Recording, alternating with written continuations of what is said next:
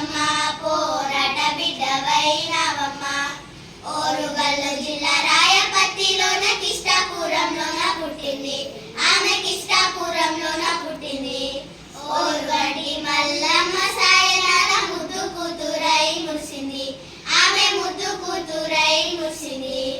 రజకకులంలోన రత్న దీపమై ఊరువాడ పేరు వరిసింది, ఆమె ఊరువాడ పేరు వరిసింది. 13 ఏళ్లనే పాలకుర్తిలోన చిట్యాల గ్రామపు కోడలై చేరింది ఐలమ్మ.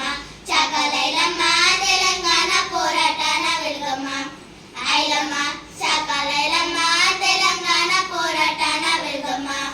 పోరాట వనితావు నీవమ్మ పోరాట బిడ్డవైనవమ్మ. పోరాట వనితావు నీవమ్మ పోరాట బిడ్డవైనవమ్మ. చిట్యాల నర్సిందు సిరిలో ఇల్లాలై మెట్టినింటిలోన మెరిసింది, ఆమె మెట్టినింటిలోన మెరిసింది. కులకాయ కబుతోటి కూటికి జాలక వ్యవసాయము తాళ పెట్టింది, ఆమె వ్యవసాయము తాళ పెట్టింది. మల్లంపల్లి కొండలరావు భూస్వామిత కౌలు వ్యవసాయం చేయసాగింది, ఆమె కౌలు వ్యవసాయం చేయసాగింది. ఏటికేడాదికి మంచి బట్టలు తీసి సొంత ఇంటిని తాను కట్టుకున్నదమ్మ ఐలమ్మ. చాకలైలమ్మ తెలంగాణ పోరాటాన వెలుగమ్మ. ఐలమ్మ చాకలైలమ్మ తెలంగాణ పోరాటాన వెలుగమ్మ.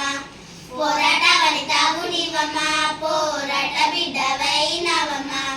పోరాట వనితావు నీవమ్మ పోరాట బిడ్డవైనవమ్మ.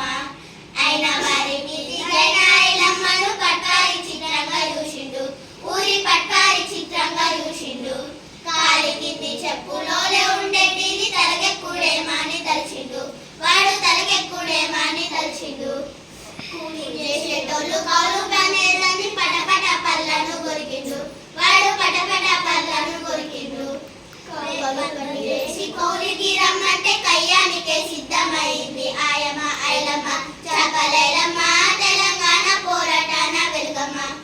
ఐలమ్మ చాకలైలమ్మ తెలంగాణ పోరాటాన వెలుగమ్మ. పోరాట వనితావు నీవమ్మ పోరాట బిడ్డవైనవమ్మ.